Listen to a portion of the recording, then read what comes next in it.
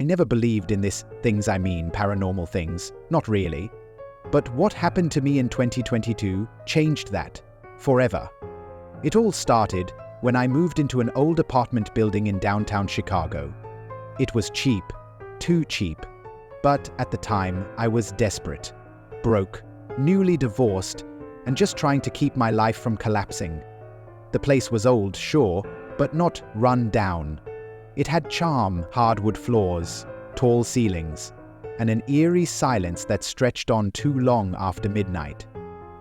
My apartment was 3C. I met no neighbors during my first week there, not a single one. I found that weird, but the landlord said most tenants kept to themselves. He didn't say why. He didn't have to. It started with the knocking. Every night, at exactly 3:03 IEM, someone or something would knock on my front door. Someone or something would knock on my front door. 3 knocks, always slow, always spaced exactly 1 second apart. Knock, knock, knock. At first, I thought it was a prank, but when I'd rush to the peephole, there'd be nothing. Just the empty hallway. I opened the door once. Nothing. No footsteps, no noise, just the cold air creeping into my bones. On the 4th night, I left my phone recording, camera pointed at the door. What I saw chilled me to the core. At exactly 3:03 a.m., the doorknob turned, slowly, gently, like someone was testing if it was locked. But here's the thing.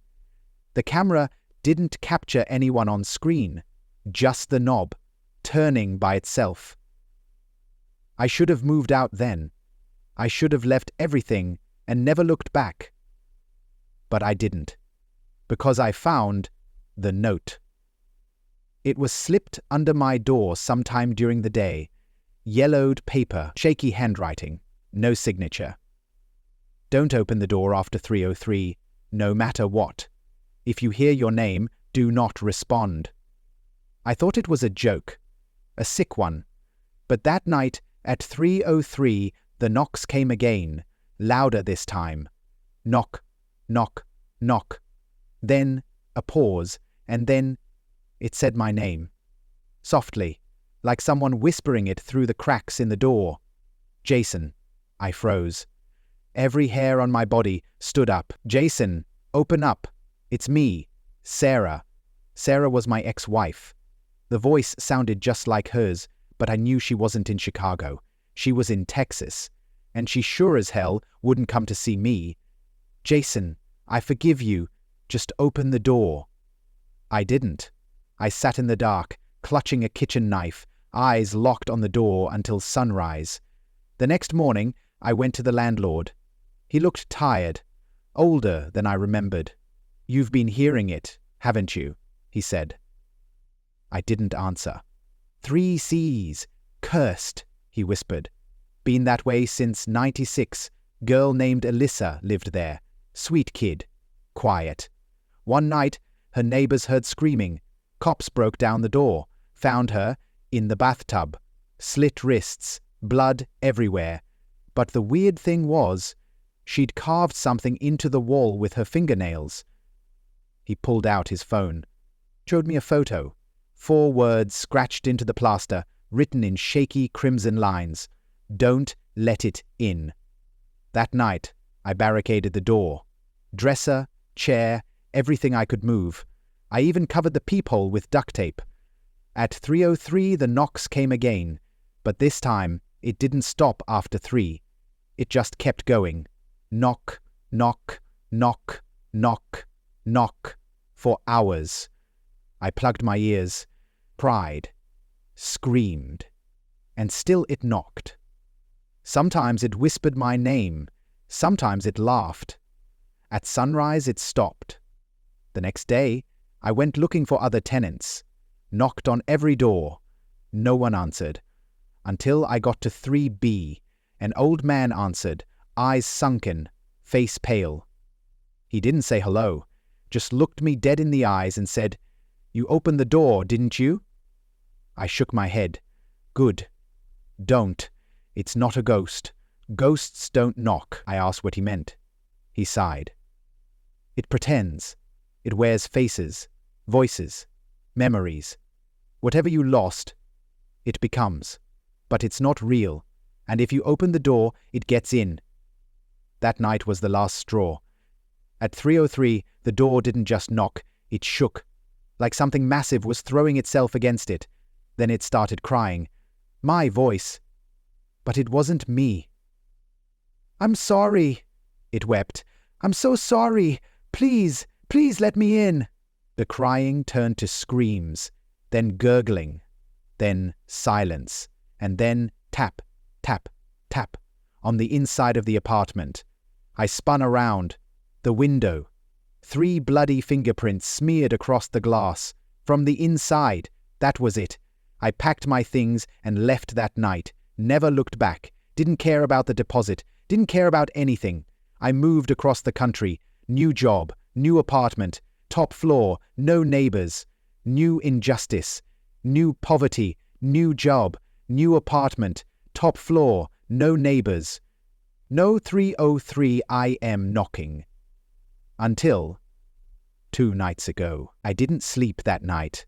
I sat on the edge of my bed, clutching a baseball bat and staring at the door like it would suddenly explode off its hinges. Nothing happened. No knock, no whisper, no crying, just silence. But I knew what the note meant.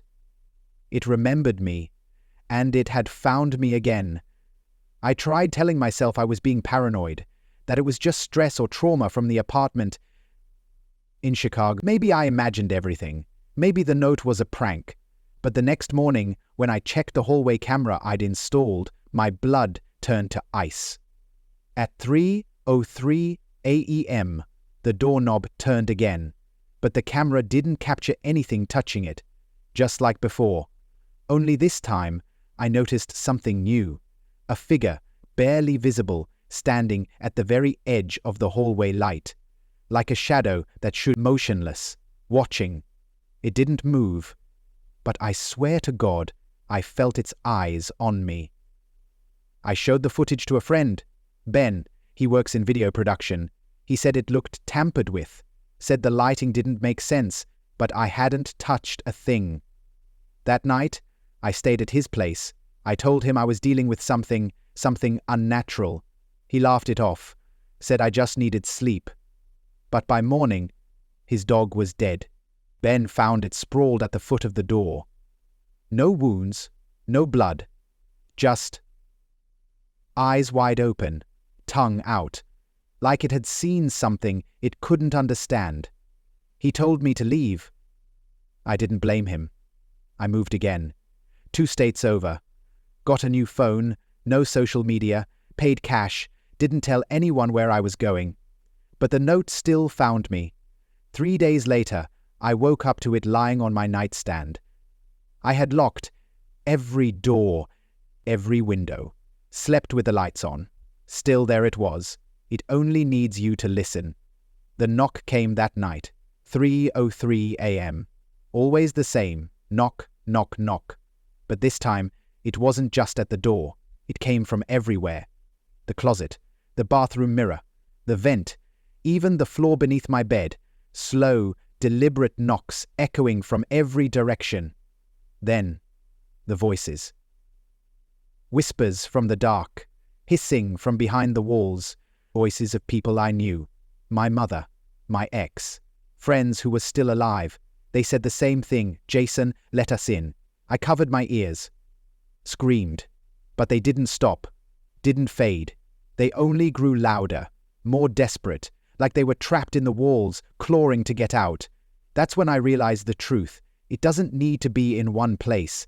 It follows you, through objects, through memory, through sound. It doesn't want your soul or your body. It wants your attention. It lives in the moment you acknowledge it. The first time I listened to the knock. The first time I heard my name. The moment I believed. That's when it found me. I started researching, digging through obscure forums, old blogs, even Reddit threads that got mysteriously deleted hours after being posted. Dozens of cases, All the same pattern. People moved into certain rooms. Apartment 3C, hotel room 414, cabin 7. Always alone, always cheap rent. Always a history of suicide or disappearance. All heard the knock. All were warned. None survived more than 30 days after the final whisper. Some were found with their ears mutilated, torn out by their own hands. Others left behind cryptic identical notes. It got in. I decided to try one last thing. I visited a woman named Lena, who claimed to have survived it. Her address was buried deep in a paranormal thread, with only one comment. She's the only one who made it out. Lena lived off-grid in the woods. Her cabin had no mirrors, no doors, just curtains for walls and a ring of salt circling her home. When I told her what I'd been experiencing, she looked at me with a kind of sadness I can't explain. "It doesn't want to kill you," she said. "It wants you to be part of it." "What is it?" I asked. She hesitated. "It's not a ghost. It's older, a leftover. Something that wasn't supposed to exist anymore, like a forgotten idea. But ideas don't die, they wait." She gave me one piece of advice. "The moment it knocks, leave. Don't pack, don't think, don't speak, just go." I stayed silent the whole drive back. I didn't answer phone calls, didn't check my email. I turned off every device, but that night, at 3:03, something worse happened. It didn't knock. It didn't whisper. It stood in the room with me. I didn't see it at first, but I felt it, like a weight pressing down on my chest, like the room was shrinking. When I turned, it was in the corner, a tall, black silhouette, faceless, limbs too long, fingers twitching like broken antennae, and though it had no mouth, it smiled. I don't know how, but I felt the smile.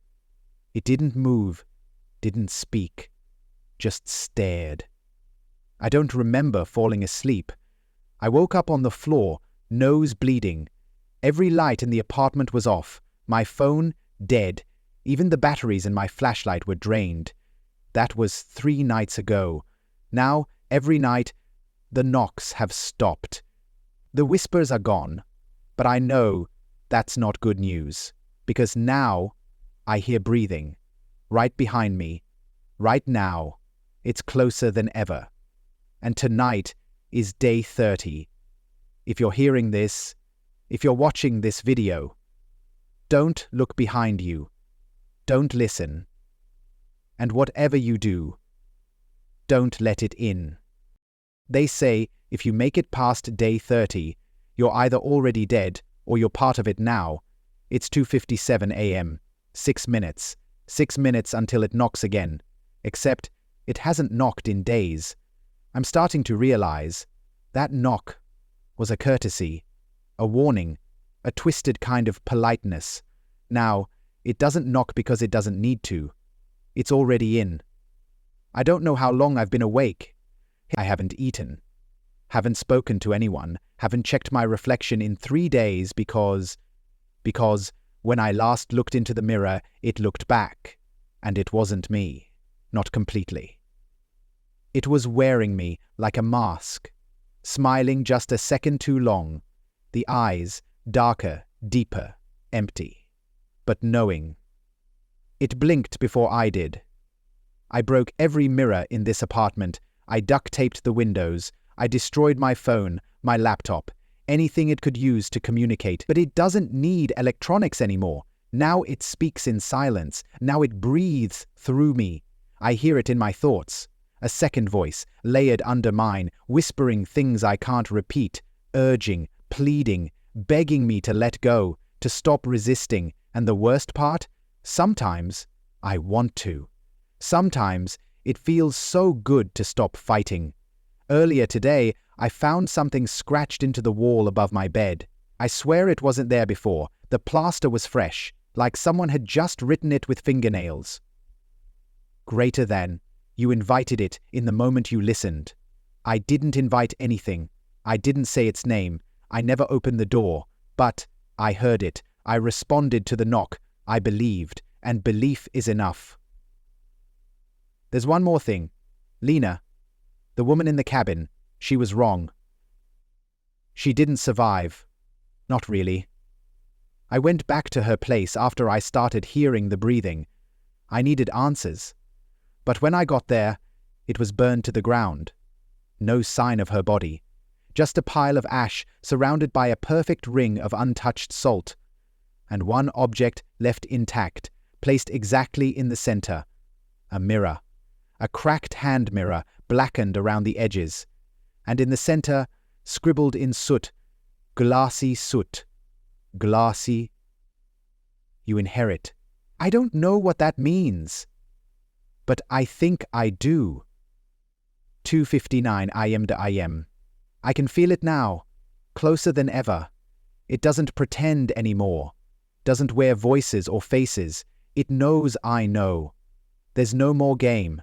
My left eye is going blind, not medically, just fading, like it's being rewritten. I caught myself earlier, whispering things in a language I don't know. My voice, but not mine. I recorded it, played it back. It was my laugh, but I wasn't laughing. 3:00 AM. 3 minutes. The air is heavy, electric, like the moment before a lightning strike, and the room is cold, ice cold. I turned the heat up hours ago. Doesn't matter. It's not the air, it's me. Something inside me is freezing, hollowing out. 3:01 AM. I tried something stupid. I spoke to it. I said, "What do you want?" No voice answered. But the shadows in the corner moved, like they were shifting, forming, crawling toward me. I closed my eyes and said it again. This time I heard it. Not outside, inside.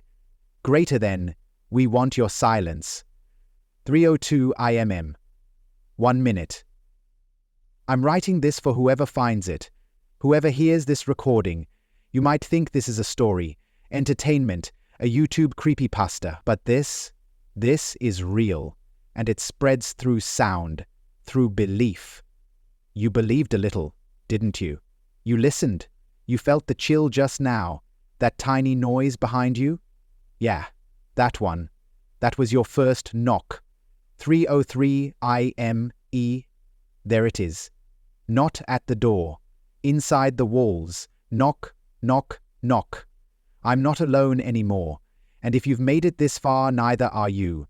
You've heard it now. You've let it in. And tonight, when the clock hits 3:03, you'll hear it too. Just remember what I said. Don't answer. Don't open the door. And whatever you do, don't speak. My name is Evan Blackwood. I run a horror narration channel on YouTube called Whispers After Dark. You've probably never heard of me. I had around 23K subscribers, nothing huge, just me, a mic, and my obsession with creepy internet stories. That's how I found Jason's audio file. It was buried in a private Google Drive folder shared anonymously on an old paranormal Discord server. Just one file, no title. The only text in the description said, "Don't read this out loud. Don't listen after midnight." Of course. I thought it was just marketing. A creepypasta gimmick. I mean, come on. That's literally my job. So I listened. Then I recorded it. Word for word. The story of Jason. The knocking. The voice. The thing that followed him across states. I added background music, low, ambient stuff, and layered in some light sound design. It came out perfect. My best narration yet. I uploaded it at 2:47 IE. Bad idea. It only took 16 minutes before someone commented, "Bro, what's that sound?" At 3:03 AM, I checked. Exactly at the 3:03 timestamp in the audio, there's a fourth knock. One I never added. Deep. Hollow, like it came from inside a well. I opened my raw project files, scrubbed through the tracks. Nothing. That knock wasn't there when I edited it.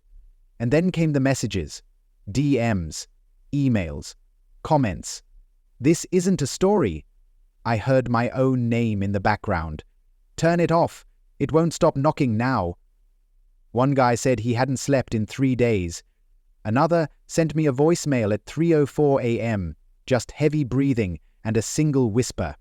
"Why did you share it?" I took the video down, but it was too late. That night, I heard it. 3:03 a.m. Knock. Knock. Knock. I live in a top-floor apartment with no neighbors on either side. Still, the knock came, and I felt something else. Pressure in my skull, like a growing presence waiting to be noticed. I went back to the folder where I found Jason's file. The link was gone, deleted. But I'd already downloaded everything. There was a second file I hadn't noticed before. Do not open P4 Curiosity 1. The video was a single static shot of a bathroom mirror. The reflection showed a man. Jason, I think, just standing there, not moving, just staring at his reflection. After 3 minutes and 3 seconds, he blinked, but only in the mirror. Then the reflection smiled. Jason didn't. After that night, things escalated fast. My camera started turning on by itself. I'd find files saved I never recorded. Dark, grainy footage from my own bedroom. I'd wake up with dirt under my fingernails, bruises around my ankles. Something was dragging me. Worse, my voice started sounding wrong in my recordings, like something was harmonizing beneath it, a second voice whispering just under the surface. Subscribers noticed. They time-stamped the parts where my voice split, where it sounded like 2 people speaking at once. Then YouTube emailed me. They'd received copyright complaints about the file, except the sender had no name, just a timestamp, 3:03 and 0 seconds. Last night, it spoke to me directly, not through whispers, not in dreams, out loud. I was in my sound booth, prepping a new upload. Silence. Then suddenly, my own voice, from my headphones. "You gave me to them, Evan. Now give me all of you." I yanked the headset off. But the sound didn't stop. It was coming from inside the mic. My mic was breathing. I smashed it, threw it out the window. Doesn't matter, the sound is in the walls now. It's almost 3:03 again. I've been hearing the knock earlier each night. First it came from the door, then from inside the kitchen cabinets. Last night it came from the mirror behind me while I was brushing my teeth. I've covered everything. Salt circles, no electronics, no mirrors, no reflective surfaces. But I think it's already inside me. Jason's final note said, "It spreads through sound, through attention, through voice." I gave it all 3. I recorded it, published it, amplified it. Now it's not just in me, it's in you, because you're listening. And just like me, the moment you heard that knock, the very first imaginary knock in the story, your mind opened the door. You heard it. You believed it. You're part of it now. So here's what I'm doing. I've locked myself in the booth. I'm recording this last confession. At 3:03, I'll press upload. Then I'll pour bleach into my ears, light a match, and burn the sound away. If this audio finds its way to you, run. Delete it. Forget it. Don't narrate it. Don't re-upload it. And whatever you do, don't respond to the knocking. The final video uploaded at exactly 3:03. IEMEM. No title. No thumbnail. Just black screen. Static background. Hum. 48 minutes long. No one knows who uploaded it. It just appeared. Under Evan's old YouTube channel, Whispers After Dark. His last post was a pinned comment. Don't listen past 3 minutes. If you already did, it's too late. They say the first 3 minutes are silent. Just ambient room noise, the kind you barely notice, distant traffic, breathing, the creak of wood settling, then a faint knock. Then another. By the third knock, some viewers claim they saw something move in the reflection of the black screen. A face. Brief, subtle, wrong, but only if you watch in full screen. Only if you wear headphones. Thousands ignored the warning. They commented, laughed, called it the cursed knock challenge. React channels milked it for views. TikToks spread clips with distorted audio effects.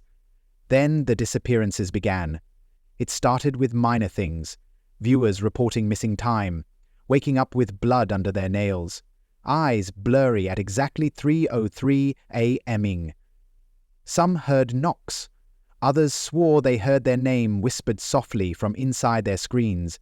But one Redditor, username Digital Stain, posted a now-deleted thread titled, "I watched the full 48 minutes. Something followed me home." He uploaded a photo of his hallway at 3:03.empty, then posted a second picture, same hallway, seconds later. In the new one, there was a figure, not fully there, just a shadow with too many limbs, bending in ways that defied physics. No face to be seen. Had the figure been bending in ways that defied physics? No face, just darkness, where a head should be. He never posted again. Now the video's gone.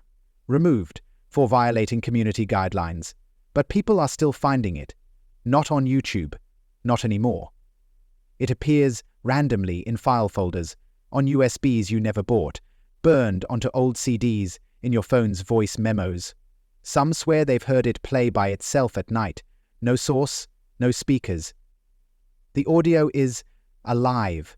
It doesn't need a host anymore. It has an audience. This is where I come in. My name's Karina. I'm a digital archivist. I collect lost media, urban legends, online folklore. I didn't believe the story. I thought it was a brilliantly made ARG. Deep layers, creepy build-up, meta-horror. The whole found footage meets cursed audio concept. Genius. I hunted it down, and I found it, buried on a hidden node of the decentralized web. No preview, just a download link labeled Jason_Evans_last day Wavac. I downloaded it, I played it, and for the first 3 minutes, nothing. Then, knock, knock, knock. Not from the file, from inside my headphones. The knocks didn't sound recorded, they sounded real, like something knocking against my skull. I yanked the headphones off, and I still heard them. It's been 4 days. My ears are bleeding. My walls are covered in scratches, none I remember making. I haven't slept. Every mirror shows me watching myself from the wrong angle, a half-second delay, smiling when I'm not, and I know what's coming. Tonight is my day 30. I'm not writing this to warn you. I'm writing it because if you're reading this, it's already too late. The story is a virus, a ritual dressed as a narrative. It needs you to hear it, to believe it, and then it lives inside you like a parasite that grows in silence, feeding on fear. You're the ritual now. At first, it only exists when you think about it, then you hear it, then you see it, then it takes you, but not all at once. First, your voice, then your dreams, then your reflection, then your soul. I have one mirror left. I've covered the others. I didn't mean to leave this one. It's an old handheld makeup mirror I forgot was in a drawer. I just looked into it. I don't know why I did it. Maybe I wanted proof. And I saw myself. Only, not myself. It was already smiling, before I did. And then it blinked. And now it won't stop smiling. I turned the mirror over, shattered it, but I still see the smile, right here, in the corner of the screen as I write this. You do too, don't you? Just barely. Out of the corner of your eye. There it is again. No, don't turn around. That's how it gets in. You see, we were never supposed to tell this story. Jason wasn't cursed because he heard it. He was cursed because he told it. Evan wasn't destroyed by the knocks. He was destroyed by amplifying them. And me? I just made it worse. Because now you've read it. You've seen its name. You've heard the silence between the knocks. And somewhere right now, your walls are listening. It's 3:03 AM. And this is the final sentence I'll ever write, before it takes me. before it takes you. Before the next knock comes. Knock, knock, knock. Welcome. You've let it in.